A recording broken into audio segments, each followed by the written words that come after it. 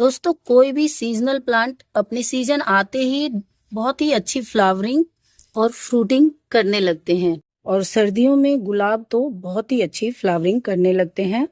विशेषकर नवंबर में गुलाब ढेर सारी न्यू ग्रोथ्स निकालता है और ढेर सारी फ्लावरिंग्स इनमें होती है। और ये ग्रोथ इसी तरह से चलती रहे मार्च अप्रैल तक, और हमारा गुलाब गुच्छों में ढेर सारी फ्लावरिंग हमें देता रहे। इसके लिए हमें इन पर सही समय पर कुछ काम करने होते हैं। देखिए, ये गुलाब के पौधे मैंने आपको अक्टूबर में इन पर कुछ काम करके दिखाया था, और मैंने बताया था कि जब हमारा पौधा डोरमेंसी से बाहर आ रहा होता है उस समय हमें इन पर कुछ काम करने होते हैं। सही समय पर यदि आपने काम कर लिया तो आपका पूरा पौधा बहुत ही अच्छी फ्लावरिंग देगा, ढेरों फ्लावरिंग देगा। देखिए कितनी सारी कलियां बन रही हैं इनमें गुच्छों में। ये देखिए, एक एक शाखाओं पे आप देख सकते हैं कि कितनी सारी कलियां हैं, उतने ही फूल खिल रहे हैं। तो ये सारे काम मैंने इस बार सही समय पर कर लिया। वैसे तो हर बार मुझे गुलाब में बहुत अच्छा रिजल्ट मिलता है, लेकिन इस बार कुछ बहुत ही ज्यादा अच्छा रिजल्ट मिल गया है, क्योंकि मैंने एकदम सही समय पर इस बार काम कर लिया है। न होता क्या है, सप्ताह 10 दिन आगे पीछे हो ही जाता था पर इनकी प्रूनिंग करने में, इनको कंपोस्टिंग देने में। लेकिन इस बार मैंने एकदम सही समय पर काम कर लिया, इसके कारण मुझे अब इतना अच्छा रिजल्ट मिल रहा है। और मैंने आपको दिखाया कि एक बार मैंने जो कंपोस्टिंग की है, हल्की सी कंपोस्टिंग उस समय मैंने की थी, जिसके कारण से अभी मेरा पौधा अच्छे से खड़ा हो गया। खड़ा तो हो ही गया, साथ में उसमें ढेर सारे कलियां बनने लग गई हैं और ढेर सारे फूल आने लगे। और फूल भी छोटे मोटे नहीं है, देखिए फूलों के साइज भी बहुत ही अच्छे आ रहे हैं। ये देखिए, कोई भी फूल ऐसा नहीं है कि बहुत छोटे छोटे आ रहे हैं। इस एक गुच्छे में आप देखेंगे तो ये 11 कलियां बनी हुई थी, जिसमें से ये एक फ्लावर को मैंने तोड़ भी लिया है। उसके अलावा जो भी फूल खिल रहे हैं, देखिए कितने बड़े बड़े और कितने अच्छे साइज में फूल आ रहे हैं। यहाँ पे मैं आपको दिखाऊं तो ये देखिए, ये भी देख सकते हैं कितना अच्छा फूल आ रहा है। और सभी कलियां देखिए कितने बड़े बड़े कलियां हैं। तो ये सब जो रिजल्ट मिल रहा है, ये सही समय पर मैंने अपने पौधे को कंपोस्टिंग कर दी थी, और बहुत हल्की सी कंपोस्टिंग की थी, फिर भी इतना अच्छा रिजल्ट मुझे मिल रहा है। पर यहीं पर बहुत सारे लोगों को इस तरह का रिजल्ट नहीं मिलता है, या तो उनके गुलाब पौधा नई नई ग्रोथ्स नहीं निकाल रहा है। देखिए, ये नई नई ग्रोथ के लिए हमें पौधे की समय पर, जब पौधा डोरमेंसी से बाहर आ रहा होता है उस समय हमें इनकी कटाई छटाई कर देनी होती है, जिससे वो इतनी अच्छी ग्रोथ्स निकालता है। तो मैंने तो अक्टूबर में ये कर लिया था, और इस पर मैंने आपको वीडियो भी दिया था। तो देखिए मेरे पौधे में अभी, ये देखिए अभी तक नए नए बहुत सारे ग्रोथ्स पौधा निकाल रहा है लगातार। पर बहुत सारे लोगों के साथ ये समस्या आती है कि उनका पौधा कोई नई ग्रोथ ही नहीं निकाल रहा है। यदि नई ग्रोथ हो भी रही है तो वो बहुत छोटी छोटी ग्रोथ हो रही है, और वो छोटी छोटी ग्रोथ के कारण से उन पर कोई कलियां नहीं बन रही है। और यदि कलियां बन रही है तो कलियां का साइज बहुत छोटा रह रहा है। तो दोस्तों, आज के वीडियो में मैं आपको गुलाब से जुड़ी बहुत बेसिक सी चीज़ें बताऊंगी, जिसके कारण से आपके गुलाब के पौधे की ये समस्याएं बंद हो जाएंगी आने। और इन समस्याओं का कारण भी वही होता है। यदि आप चाहते हैं कि आपका भी गुलाब इस तरह से ढेर सारी कलियां बनाए, नए नए शाखाएं उनमें आए, और के गुलाब लगातार इस तरह से फ्लावरिंग करता रहे, तो मैं बेसिक बातें तो आपको बताऊंगी, साथ में मैं आपको कुछ ऐसे घरेलू खाद बताऊंगी जिन्हें आप घर पर आसानी से बना लेंगे, और इन्हें बनाने के लिए आपको कहीं से कुछ लाने की आवश्यकता नहीं है। इन चीज़ों को आप अपने रसोई से ही प्राप्त कर सकते हैं। इनफैक्ट प्राप्त क्या कर सकते हैं, आप इन चीज़ों को वेस्ट समझकर फेंक देते हैं। केवल उन्हीं चीज़ों के उपयोग से आप अपने गुलाब पर बहुत अच्छी ग्रोथ ला सकते हैं, उन पर ढेर सारी कलियां और फूल खिला सकते हैं। और इन खादों का आप लगातार उपयोग करेंगे तो छोटा से छोटा पौधा है या फिर बड़ा पौधा है, देखिए ये सब छोटे पौधे हैं, इनमें भी आप ढेर सारी ग्रोथ पा लेंगे और उनमें ढेर सारी फ्लावरिंग भी मिल जाएगी आपको। तो आपको मैं ये घरेलू खाद बनाना बताऊं, उससे पहले आपको बेसिक बातें बता दूं जो जानना अति आवश्यक है। इसके बिना आप अपने गुलाब को कितना भी खाद दे दीजिए, महंगे से महंगा खाद दे दीजिए, पर ये कोई काम नहीं आएगा यदि इन बातों का आपने अपने गुलाब पर ध्यान नहीं दिया। तो सबसे पहले तो बात कर लेते कि आपके गुलाब का पौधा जो है न्यू ग्रोथ्स नहीं निकाल रहा है। जैसा कि आप यहाँ देख रहे हैं, ये देखिए, ये ढेर सारी न्यू न्यू ग्रोथ हर शाखा निकाल रहा है। इस तरह से ग्रोथ्स नहीं निकाल रहा है। यदि ये ग्रोथ निकाल रहा है तब भी वो ग्रोथ इतने छोटे छोटे हैं कि उन पर कलियां नहीं बन रही है। तो इसका कारण हो सकता है आपके पौधे की मिट्टी। गुलाब के पौधे की मिट्टी में मॉइस्चर नहीं रहेगा तो पौधा ग्रो नहीं करेगा, उनमें नई शाखाएं नहीं आएंगी। गुलाब के पौधे की मिट्टी थोड़ी भी ड्राई रहती है तो गुलाब के पौधे में जो इस तरह से आप नई नई शाखाएं देख रहे हैं ये नहीं आती है, बहुत कम ग्रोथ करता है पौधा यदि आपने उसके पानी देने में ध्यान नहीं रखा तो। गुलाब के पौधे की मिट्टी को नमी पसंद है, इसको सूखने नहीं देना है। जैसे ही ऊपर की थोड़ी सी इंच मिट्टी ड्राई हो जाए तो आपको इसमें पानी देना है। आपके अपने गुलाब के पौधे की मिट्टी की नमी को बनाए रखना है। गुलाब के पौधे की मिट्टी की नमी बनाए रखने के लिए आपको इसमें 1-1.5 महीने पर कुछ ना कुछ कंपोस्ट देना है। गोबर की खाद दे दीजिए, वर्मी कंपोस्ट दे दीजिए, या किचन वेस्ट कंपोस्ट है तो उसका उपयोग कर सकते हैं। और यदि इनमें से आपके पास कुछ भी नहीं है तो चाय पत्ती से बना खाद का उपयोग कर सकते हैं। केवल चाय पत्ती के खाद का उपयोग करने से आपके पौधों की जो मिट्टी का मॉइस्चर है वो बना रहता है इसमें। और जब पौधे की मिट्टी का मॉइस्चर बना रहेगा तो पौधे न्यू ग्रोथ करेगा। और साथ ही में चाय पत्ती से बने खाद में नाइट्रोजन की मात्रा बहुत अधिक होती है जो कि हमारे पौधे की ग्रोथ के लिए बहुत आवश्यक होता है। तो इस तरह से आप केवल चाय पत्ती के बने खाद का उपयोग कर सकते हैं इसमें। तो देखिए यहाँ पर मैं आज चाय पत्ती के खाद का उपयोग कर रही हूँ।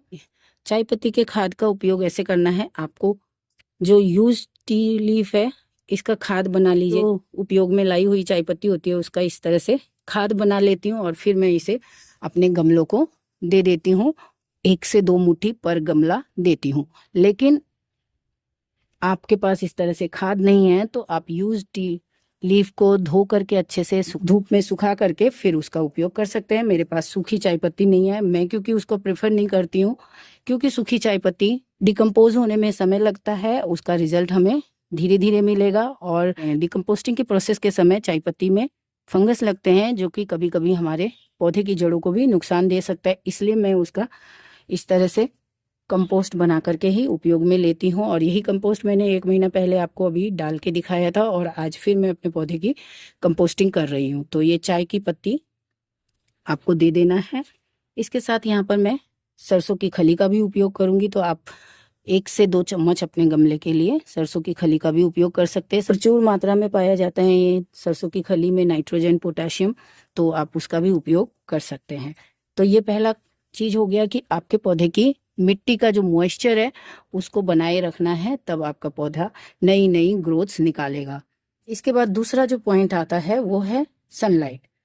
आपको अपने पौधे को कम से कम सुबह की 3 से 4 घंटे की जो धूप आती है उसमें रखना है, तभी आपका पौधा इस तरह से फ्लावरिंग करेगा।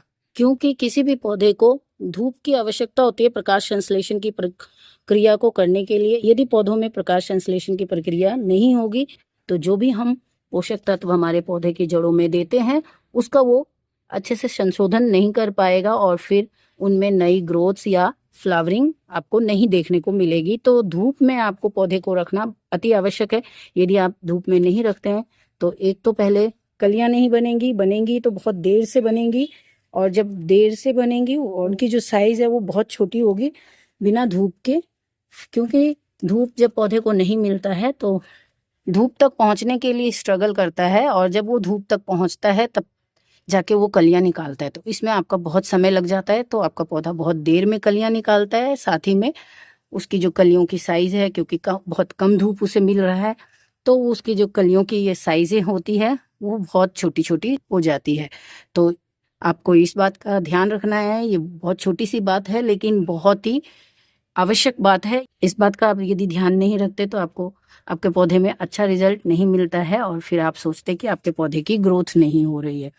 और ये चीज़ें आप कितना भी खाद दे देंगे, जब तक ये चीज़ें पौधों को नहीं मिलेगी ये आपके पौधे में वैसा ग्रोथ नहीं होगा। इसके बाद तीसरी जो बात है, हमारे गुलाब के पौधे को एसिडिक मिट्टी बहुत पसंद है। जब उसे एसिडिक मिट्टी मिलती है तो वो बहुत अच्छी ग्रोथ करता है, उनमें बहुत अच्छी फ्लावरिंग होती है, ढेर सारी इस तरह से छोटी छोटी शाखाओं पर भी ढेर सारी कलियां बनती है। जब पौधा खुश रहता है क्योंकि उसे एसिडिक मिट्टी बहुत पसंद है, आप एसिडिक मिट्टी देंगे तो पौधा आपका खुश रहेगा और बहुत अच्छी आपको फ्लावरिंग देगा।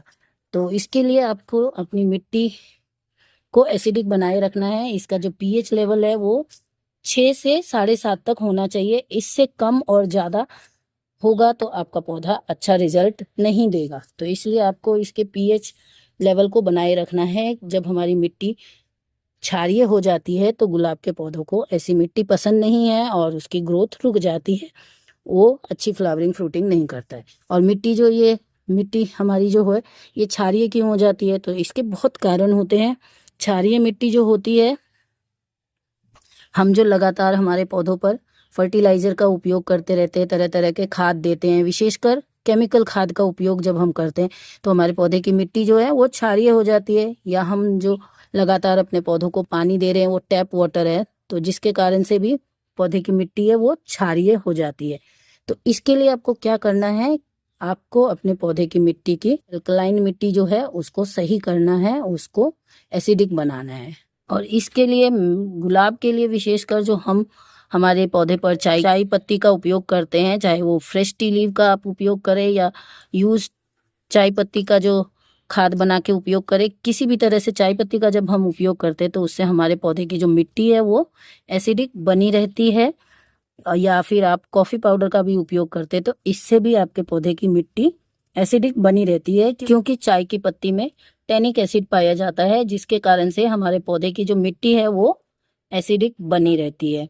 तो इसका लगातार आपको अपने पौधे पर हर 1-1.5 महीने में उपयोग करते रहना है, जिससे आपके पौधे की मिट्टी एसिडिक बनी रहे। और यहीं पर मॉइस्चर बनाने के लिए जब आप कंपोस्टिंग कर देते हैं और आपके यहाँ आपके पौधे की मिट्टी बहुत जल्दी उसका मॉइस्चर खत्म हो जाता है, तो इसके लिए आप इसको मल्चिंग भी कर सकते हैं, ड्राई लीव से या सूखे कार्डबोर्ड से, इन सब से आपके पौधे की मल्चिंग भी कर सकते हैं, जिससे आपके पौधे की मिट्टी का जो मॉइस्चर है रिटेन रहे। गुलाब के पौधे को मॉइस्चर बहुत पसंद है, तभी वो न्यू ग्रोथ्स निकालता है। इसके अलावा मैं आपको अब कुछ ऐसे होममेड फर्टिलाइजर बनाना बताने जा रही हूँ, जिसके उपयोग से आपके गुलाब की जो मिट्टी है वो एकदम एसिडिक बनी रहेगी। आज के वीडियो में मैं आपसे कुछ ऐसे फर्टिलाइजर शेयर कर रही हूँ जो कि आपके गुलाब के पौधे के लिए बहुत उपयोगी होता है। और ये सभी फर्टिलाइजर आप एकदम फ्री में बना लेंगे और ऐसी चीजों से बनाएंगे जिन्हें आप वेस्ट समझकर, लेकिन यदि आप इनसे ये फर्टिलाइजर्स बना लेंगे और अपने गुलाब के पौधों पर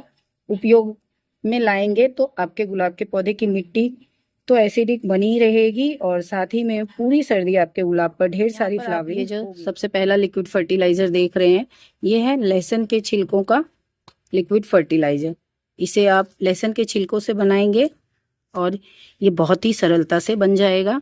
अपने रसोई से निकलने वाले लहसुन के छिलकों को इस तरह से लेना है, 1 से 2 मुट्ठी लहसुन के छिलके आप ले लीजिए, इकट्ठे कर लीजिए और इस तरह से पानी में भिगो करके उसे मिनिमम 24 घंटे के लिए छोड़ दीजिए। लेकिन मैं हमेशा कहती हूँ कि किसी भी फर्टिलाइजर का आपको बहुत अच्छा इफेक्टिव रिजल्ट लेने के लिए उसे कम से कम 3 से 4 दिन आप इस तरह से पानी में छोड़ दीजिए। देखिए मैंने ये 4 दिन से इस तरह से पानी में इसे छोड़ के रखा हुआ है और इसके बाद आपको इसे अच्छे से छान लेना है।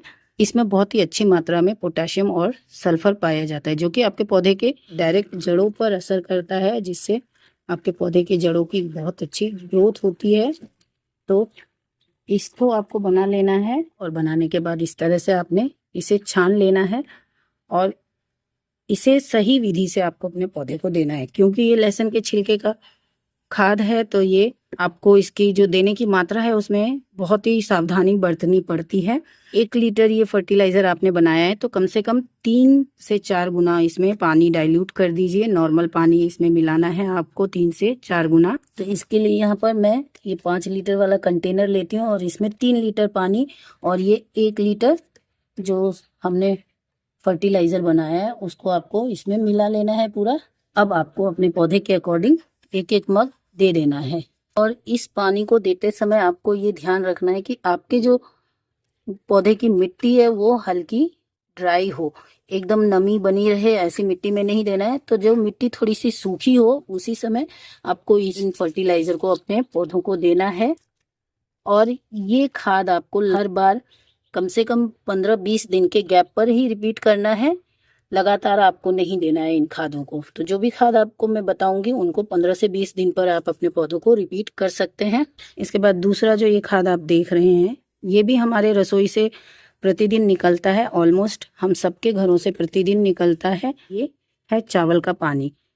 तो जो लोग भी चावल खाते हैं उनके घरों में तो ये प्रतिदिन निकलता है। जो लोग चावल नहीं खाते, कभी कभार खाते, तो उनके घर में भी कभी ना कभी ये पानी निकल ही जाता है, मिल ही जाता है। चावल धोते समय जो पहला दूसरा पानी निकलता है, उस पानी को आपको इस तरह से इकट्ठा कर लेना है और इसका उपयोग आपको अपने पौधे पर करना है।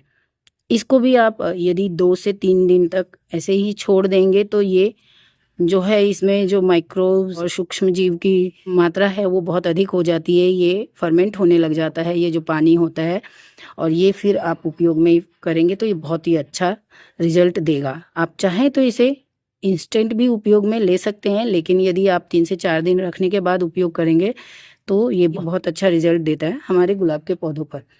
इसे उपयोग करने में आपको सावधानी बस ये रखनी है कि चावल के पानी में जो है स्टार्च बहुत अधिक मात्रा में होता है, तो इस स्टार्च को आपको डाइल्यूट किए बिना अपने पौधे को नहीं देना है। तरल खाद है मेरे पास, तो इसमें 3 से 4 लीटर पानी मिला करके तब मुझे अपने गुलाब के पौधों को देना है। और इसे भी देते समय आपके पौधे की मिट्टी थोड़ी सूखी होनी चाहिए, तभी ये खाद दीजिएगा। और दूसरी चीज़ जो आपको ध्यान रखनी है कि 15 से 20 दिन के बाद ही इसे रिपीट करना है। ये दूसरा खाद है जिसे आप एकदम फ्री में आसानी से अपने घर पर बना सकते हैं। इसे बनाना भी नहीं है, आपको वेस्ट पानी को बस कलेक्ट करना है। इसके बाद ये जो आप तीसरा खाद देख रहे हैं, ये है संतरों के छिलके का। तो अब सर्दियाँ आरंभ हो गई है, क्योंकि गुलाब सर्दी में ही अधिक फ्लावरिंग करता है, तो इस समय बहुत आसान है, आप संतरे के छिलकों से आप खाद बना सकते हैं। इन छिलकों को, जो भी आप संतरे खाते हैं, उन छिलकों को आप इस तरह से पानी में भिगो करके 3 से 4 दिन, फिर यहाँ पर मैं 3 से 4 दिन कहूँगी, लेकिन आप चाहें तो मिनिमम 24 घंटे के बाद भी उपयोग में ले सकते हैं। लेकिन अच्छा रिजल्ट चाहते हैं, इफेक्टिव रिजल्ट चाहते हैं, तो आप इस तरह से इसे 3 से 4 दिन पानी में भिगो करके रखे रहें और फिर आप इसका उपयोग करें। क्योंकि ये जो संतरे के छिलके होते हैं, इनमें बहुत अच्छी मात्रा में नाइट्रोजन और पोटेशियम तो पाया ही जाता है। इसके साथ ही इसमें मैग्नीशियम, आयरन, कैल्शियम ये भी पाया जाता है, जो कि आपके पौधे के ओवरऑल विकास के लिए बहुत उपयोगी होता है। ये हमारे पौधों पर बहुत तरह से काम करता है। और ये सिट्रस फ्रूट है, तो ये हमारे पौधे की मिट्टी को एसिडिक भी बनाए रखता है। संतरे के छिलके के साथ ही आप, यदि संतरे का छिलका नहीं है तो नींबू तो उपयोग में लाते ही होंगे, तो नींबू के छिलके का भी आप इस तरह से उपयोग ले सकते हैं। नींबू के छिलकों का भी आप फर्टिलाइज़र बना सकते हैं, क्योंकि जो भी सिट्रिक फ्रूट होते हैं वो हमारी पौधे की मिट्टी को एसिडिक बनाता है और उसके pH लेवल को बैलेंस करता है। तो आप ये बना सकते हैं। ये बहुत ही सरल है इन खादों को बनाना, और इसको भी आप अच्छे से छान करके फिर 1 लीटर ये फर्टिलाइज़र आप जो ले रहे हैं, तो उसमें ये नॉर्मल 3 से 4 लीटर पानी आपको उसमें मिलाना है और इसको अच्छे से डाइल्यूट करके अब आप अपने पौधे को दे सकते हैं। तो ये तीनों खाद जो है आप अपने पौधे को 15 से 20 दिन के गैप पर दे सकते हैं। जो भी खाद आप चाहे दे सकते हैं। इस तरह से आप एकदम फ्री की चीज़ों से घरेलू खाद बना लीजिए और अपने गुलाब के पौधों को दीजिए।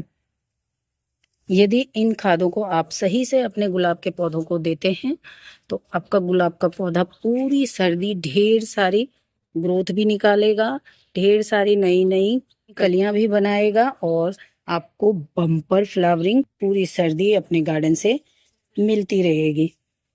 और इन खादों के अलावा जो मैंने आपको 3 बातें बताई, जो कि आपको अपने गुलाब के पौधे पर समय समय पर चेक करते रहना है, ध्यान देना है। पहला कि आपके पौधे की मिट्टी का मॉइस्चर बना रहे हमेशा। दूसरा, इसे प्रॉपर सनलाइट में रखें, ताकि जो मैंने आपको बताया कि इसकी मिट्टी को आपको एसिडिक बनाए रखना है, जिससे कि पौधे की जड़ों का विकास हो और पौधा ढेर सारे फूल खिलाए। तो इन बातों का यदि आप ध्यान रखते हैं, तो आपको जितनी भी समस्या आ रही थी कि आपके पौधे की ग्रोथ नहीं हो रही है, ग्रोथ हो रही है तो उनमें कलियां नहीं बन रही है, कलियां बन रही है तो कलियों का साइज बहुत छोटा हो रहा है, सारी समस्याएं का हल हो जाएगा और आपका पौधा पूरी सर्दी बहुत ही अच्छी फ्लावरिंग करेगा। तो आशा करती हूँ आपको आज का वीडियो पसंद आया होगा। वीडियो में दी गई जानकारी आपको पसंद आई होगी। यदि पसंद आया हो तो वीडियो को लाइक कर दीजिए। मेरे चैनल पर यदि आप पहली बार आए हैं तो चैनल को सब्सक्राइब भी कर लीजिए। मिलते हैं एक नई वीडियो में नई जानकारी के साथ। तब तक के लिए नमस्कार दोस्तों।